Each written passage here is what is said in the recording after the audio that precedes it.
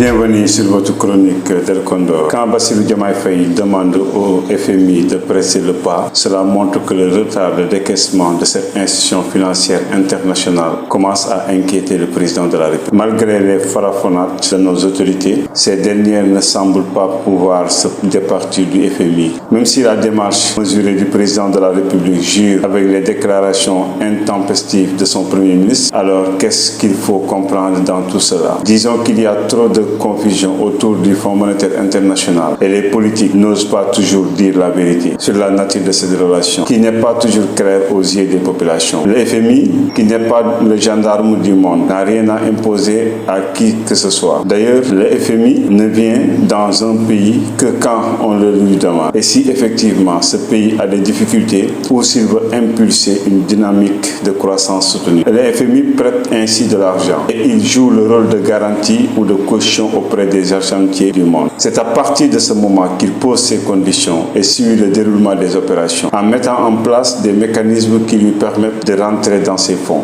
Il veille ainsi sur les exagérations budgétaires, les subventions de l'État et les dépenses de prestige qui ne répondent pas aux critères de performance économique. On peut quand même être d'accord que si le FMI vient en assistance aux pays qui le désirent, il a aussi un droit de regard sur les politiques qui sont mises en œuvre. C'est ça la réalité. Alors si le régime actuel veut travailler avec le FMI, il n'a qu'à être clair, autant dans son discours que dans son comportement. Aujourd'hui, on veut du FMI, demain on n'en veut plus. Le président de la République manifeste son désir de travailler avec le FMI au moment où son Premier ministre continue de jeter l'opprobre sur cette institution financière internationale. On n'ose pas dire que c'est du sabotage, mais c'est quoi en fait? Soit on veut du FMI, soit on n'en veut pas. Un point, c'est tout. Il y a des pays qui ne veulent pas du FMI et ils ont pris leurs responsabilités sans tambour ni trompette. Le régime actuel est libre de revendiquer son autonomie par rapport aux institutions financières internationales, mais qu'il l'assume. Encore que le travail avec le FMI ne peut empêcher un pays de lutter contre l'évasion fiscale, de réviser des conditions d'octroi des marchés de l'État, de travailler avec le privé national, de dérouler une politique fiscale, d'œuvrer pour l'épargne nationale en faisant recours aux fonds